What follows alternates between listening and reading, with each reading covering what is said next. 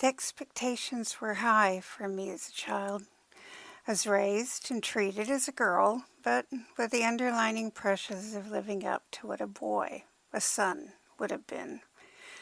For this reason, I never wanted to be really noticed as a girl.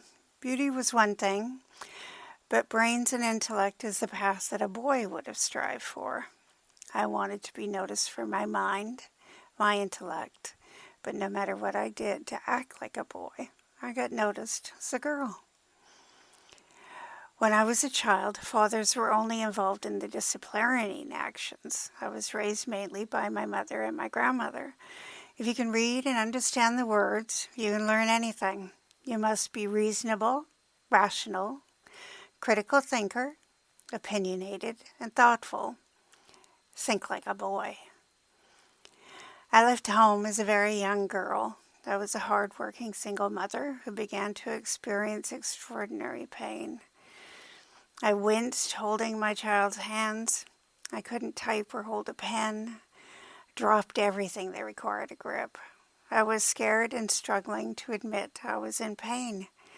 A man would not admit to or succumb to any pain. Admitting I needed help was difficult. Grandma would say, "Pain is weakness. Never let anyone see you sweat." My mom would follow up with a "suck it up, buttercup." However, my favorite one was, if you're looking for sympathy, you can find it between shit and syphilis in the dictionary.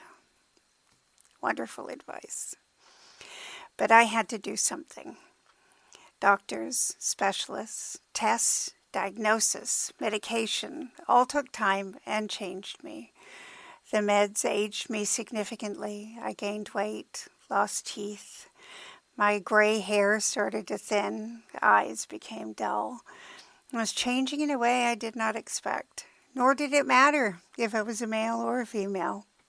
What matters was how I handled my path. Now, some of the phrases I was taught helped a little.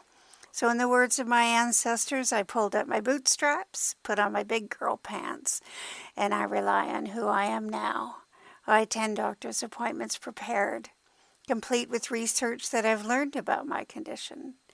This supports reasonable and educated discussions with my doctors. I fight hard for what I know to be true for me.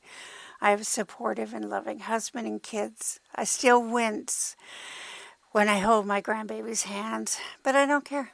I can handle it. This is my body. No one knows it better than me.